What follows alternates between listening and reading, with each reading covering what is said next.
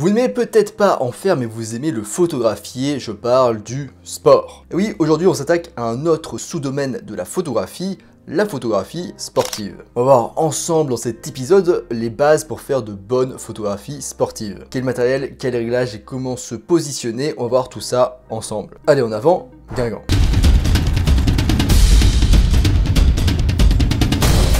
Avant de commencer, je vous rappelle que vous pouvez accéder immédiatement à ma formation gratuite en description. Alors, le matériel pour la photo sportive. Les événements sportifs se déroulent parfois à l'extérieur, parfois à l'intérieur, parfois en soirée ou la nuit, et parfois aussi en journée sous un soleil de plomb, avec un éclairage artificiel ou un grand soleil, il peut pleuvoir ou pas. Bref, du coup, pas évident de déterminer le meilleur matériel nécessaire, mais voici quelques pistes. Au niveau du boîtier, vous devez rechercher 4 spécificités. Alors déjà, en premier, une mise au point rapide.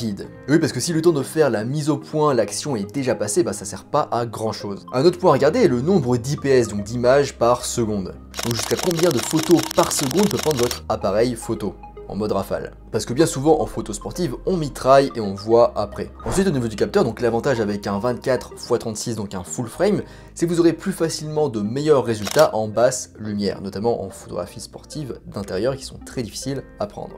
Ou du coup en soirée. Mais les capteurs plus petits, donc APS-C, vous permettent de vous rapprocher artificiellement de votre sujet, donc en augmentant du coup la distance focale avec le crop factor, donc je parle de tout ça d'ailleurs dans ma formation gratuite. Mais par exemple, si vous avez un 200 mm, si vous avez un facteur de crop de x1,5, et ben vous aurez un 300 mm. Et vous serez du coup plus proche de l'action, ce qu'on cherche souvent en photo sportive. Enfin, il faut que les paramètres de réglage soient facilement et rapidement atteignables. Et oui, parce que du coup, en photo sportive, le but est globalement de rester au maximum avec l'œil dans son viseur et de rester focalisé sur l'action. Au niveau de l'objectif, maintenant, il doit remplir principalement 2 fonctions. Un, du coup, vous rapprocher le plus possible de l'action, parce que oui, vous allez être physiquement loin et potentiellement vous ne pourrez pas bouger. Et 2, être rapide dans des conditions de faible luminosité. Donc en général, un téléobjectif, voire un super téléobjectif zoom est l'idéal. En général, 200 mm pour les gros sujets comme les voitures ou les chevaux, et 300 mm pour les sujets plus petits comme les cyclistes, les coureurs ou les skieurs. En plus de ça, il faudrait que votre objectif dispose de la plus grande ouverture possible comme f4 par exemple. Mais je vous le dis tout de suite, ça va faire grimper le prix vraiment. Un objectif à lentille fixe est aussi une option intéressante parce qu'en général ils peuvent ouvrir beaucoup plus grand que les objectifs zoom et pour un prix bien inférieur. Une autre caractéristique à débusquer pour votre objectif, c'est un système de stabilisation de l'image. Donc ça peut être IS, VR ou OS en fonction des marques. Ces systèmes réduisent les vibrations et les tremblements de votre appareil photo pour avoir des images aussi nettes que possible. C'est particulièrement utile pour les objectifs longs, donc ce qu'on va utiliser nous ici, parce qu'ils sont très sensibles à la moindre vibration. Ça va très facilement et très vite retranscrit sur la photo, qui sera floue. Et en photo sportive, on va pas mal bouger notre appareil photo pour suivre l'action, et donc forcément faire un petit peu bouger, vibrer notre appareil photo, donc c'est d'autant plus utile. Ensuite, un trépied ou un monopied. Donc vous ne pourrez pas vous passer d'un bon trépied robuste. Surtout si votre objectif est massif, comme c'est souvent le cas pour les téléobjectifs et surtout super téléobjectifs. Vous obtiendrez des photos bien plus nettes sur un trépied. Et si vous utilisez un trépied, n'oubliez pas de désactiver la stabilisation de l'image. Si vous avez besoin de rester mobile et que votre matériel n'est pas trop lourd, vous pouvez utiliser un monopied qui sera sans doute une bien meilleure option dans votre cas. Il vous permettra de vous déplacer facilement au gré de vos envies. C'est un peu moins stable qu'un trépied, mais ça permet tout de même de réduire les vibrations. Ensuite, des cartes mémoire, vu que vous allez prendre beaucoup de photos souvent mitraillées, et ben va falloir les capacités de stockage qui vont avec tout ça. Et notamment du coup des cartes SD. D'ailleurs, je ne conseille pas forcément de prendre quelques grosses cartes SD, donc quelques cartes SD avec de grosses capacités de stockage, mais plutôt plusieurs avec des capacités de stockage un peu plus petites, comme par exemple 32 Go. C'est déjà pas mal. Pour ne pas mettre tous vos œufs dans le même panier si jamais vous avez un problème avec vos cartes SD. Maintenant, quel réglage pour la photo sportive? Les photos sportives sont difficiles à prendre pour 2 raisons principales. En 1, la distance sujet-appareil photo qui change constamment, ce qui rend difficile la mise au point. Et en 2, le fait que votre sujet soit en mouvement, ce qui rend difficile l'exposition. Et en plus de ça, le sujet du coup il peut passer dans des zones lumineuses parfois ou très sombres d'autres fois, ce qui rend d'autant plus difficile le réglage de l'exposition. Donc on va se mettre en mode priorité à la vitesse. Car notre sujet est en mouvement et on va vouloir principalement jouer sur le fait de figer le mouvement ou non. Et donc avoir un temps de pause plus ou moins court. Vous mettre en mode semi-automatique vous permet aussi d'être très réactif sur vos réglages. Ouais, en effet, vous avez juste à du coup bouger votre roue pour changer le temps de pause et automatiquement l'ouverture sera calculée et réglée. Donc l'exposition est calculée toute seule. Ensuite, le collimateur central unique ce qui permet généralement une mise au point beaucoup plus rapide. Et en photo de sport, on n'a pas le temps, il faut faire vite. Vous pouvez aussi essayer les zones de collimateur qui sont normalement faits pour les sujets en mouvement, donc c'est aussi à tester, mais en général, on prend le collimateur central. Le mode autofocus continue, donc pour pouvoir faire la mise au point en continu. En fait, c'est juste pour que la mise au point ne se bloque pas à chaque fois que vous faites du coup la mise au point et que du coup le sujet soit flou parce qu'il se déplace.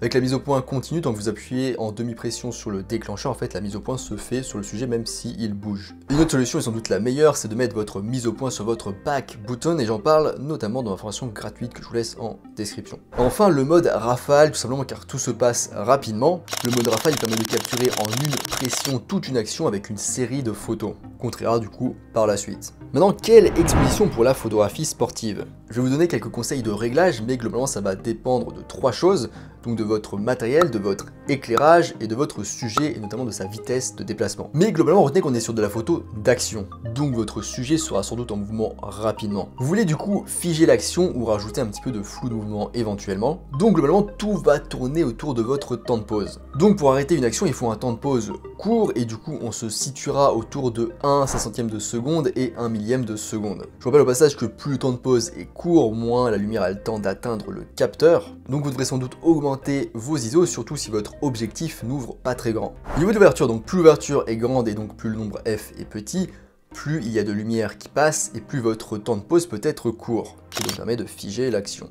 Chaque objectif a une ouverture maximale qui limite la quantité de lumière captée. Et certains zooms ont même une ouverture variable, c'est-à-dire qu'en fonction de la distance focale choisie, c'est pas la même ouverture maximale qui est possible. Vu que vous êtes en priorité à la vitesse, donc au temps de pause, votre ouverture se réglera toute seule. De préférence, essayez de ne pas aller au-delà de F4. Ensuite, au niveau des ISO, donc on aura sans doute un réglage d'ISO élevé comme je vous disais avant, sans doute entre 1600 et 3200, notamment pour les photos en intérieur. Ça vous permet d'utiliser un temps de pause court et éventuellement une ouverture un peu plus petite. Sur capteur APS-C, donc plus petit que 24×36, visez plutôt entre 800 et 1600 ISO au maximum. Positionnez-vous correctement. Pensez à l'endroit où se déroule l'action le plus souvent dans le sport que vous photographiez. D'où l'intérêt de bien connaître le sport qu'on photographie d'ailleurs. Dans certains sports, vous pouvez photographier l'action qui vient vers vous, si vous êtes bien positionné. Parfois, le haut des gradins est le meilleur endroit pour faire des photos, car cette position permet d'avoir un angle de vue surélevé sur le terrain, ce qui est notamment très pertinent pour les sports aériens comme le volleyball. Ce qui est bien lors d'événements amateurs, c'est que vous pouvez vous déplacer librement et essayer différents endroits. Essayez de quitter les gradins et de zoner vers la ligne de touche. Vous aurez l'avantage d'être plus proche de l'action, mais aussi de descendre au niveau du regard des joueurs, et oui, parce que l'eye contact, c'est important. Généralement, retenez qu'en photo sportive d'humanoïde, si le visage de votre sujet peut être visible, alors c'est qu'il doit l'être. Tout ce qui va de la position latérale à la position frontale fonctionne, mais une position intermédiaire de 3/4 donnera une meilleure impression de profondeur à vos photos. Par exemple, des voitures de course peuvent être superbes prises de face, tandis que les sujets étroits comme les chevaux, les poneys ou les motos rempliront moins le cadre dans cette position. Il est donc préférable de photographier ce type de sujet étroit, un petit peu de côté ou de 3/4 ou complètement de manière latérale. Bien sûr, il y a toujours des exceptions à cette règle, les motos et les voitures de course sont très belles prises de derrière. Réfléchissez aussi à votre composition, est-ce que l'arrière-plan est encombré? Si c'est le cas, essayez de vous déplacer, donc tout en sécurité, vers un autre endroit qui vous offre un arrière-plan moins distrayant avec moins d'éléments, plus épuré. Positionnement par rapport au soleil et conseils d'exposition. Au niveau de votre positionnement par rapport à la lumière, le mieux est de vous positionner avec le soleil dans le dos. De cette manière, la lumière frappe pleinement votre sujet sur le terrain de jeu, vous permettant de capturer un maximum de lumière réfléchissant sur votre sujet et de régler un temps de pause court, et donc de bien figer l'action. Mais pour les plus créatifs d'entre vous, prendre des photos face au soleil permet aussi d'obtenir des silhouettes très graphiques. Le problème d'une lumière aussi directe que le soleil, c'est qu'elle crée de grandes disparités lumineuses. Donc en gros, on aura des zones très sombres sur la photo, des zones très claires, très lumineuses sur la photo. Et ça, le posemètre interne de notre appareil photo, il aime pas, il est complètement perdu. Une solution est de vous mettre en mode de mesure spot. Le mode de mesure spot vous permet de dire à votre appareil photo de ne mesurer la luminosité de la scène que sur une petite partie de la photo, donc de la scène, du viseur, et ça se situe en général au niveau du collimateur central et un petit peu autour. Donc ça fait environ 10% du viseur.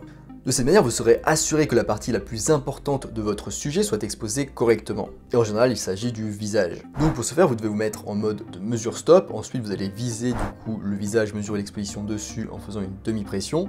Vous allez ensuite éventuellement bloquer l'exposition. Donc c'est le bouton avec un astérix sur Canon et c'est en général AEL, il me semble, sur Nikon. Vous allez pouvoir recadrer et déclencher. En utilisant la mesure spot, d'autres zones autour de votre sujet seront sans doute trop lumineuses ou trop sombres, et donc sans détail. Mais ce n'est pas très grave.